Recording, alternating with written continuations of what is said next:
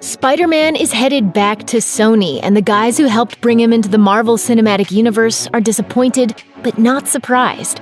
During a recent conversation with the Daily Beast, Avengers Endgame directors Joe and Anthony Russo shared their thoughts on the web-slinger's unceremonious exit from the biggest film franchise in history. The pair related that while they and Marvel Studios head honcho Kevin Feige had been absolutely driven to bring Spidey into their universe, the shared custody deal with Sony was an extremely difficult one to get done. So difficult that negotiations to extend it falling apart didn't register to them as being terribly surprising.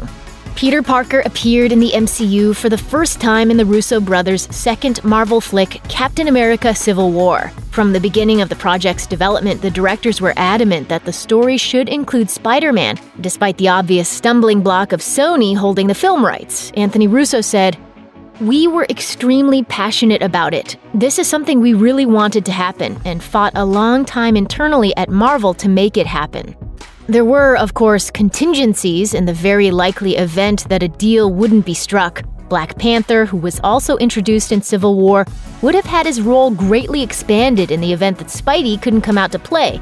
And several other narrative elements would have been different as well. The movie's script went through several iterations as all of the involved parties were attempting to reach an agreement.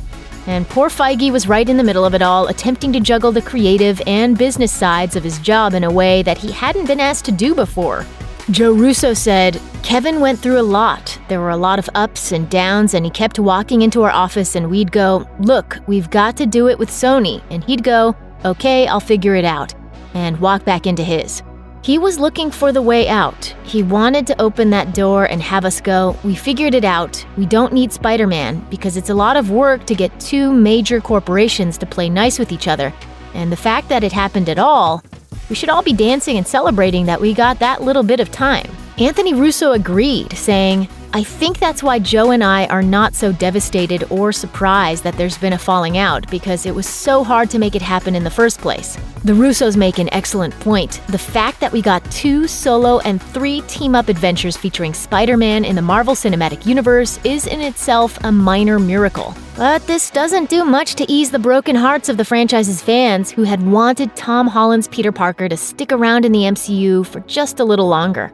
I don't want to go. I don't want to go, sir. Please. Please, I don't want to go. I don't want to go.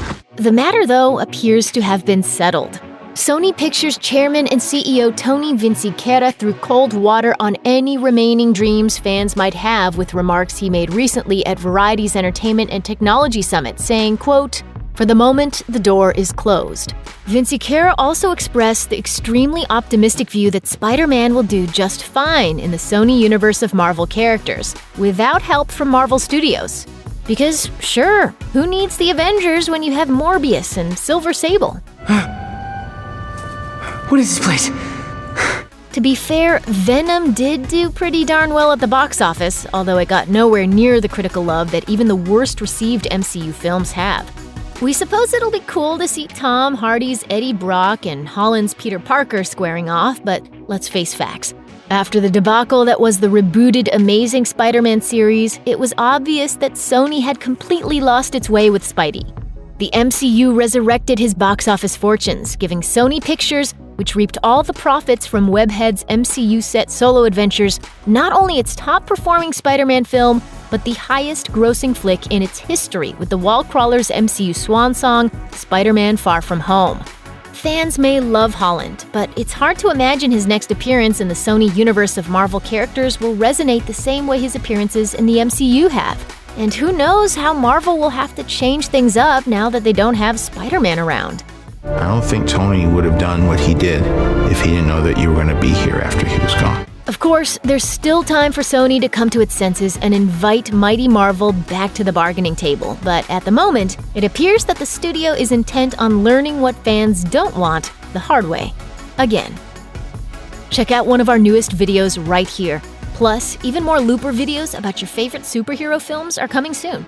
Subscribe to our YouTube channel and hit the bell so you don't miss a single one.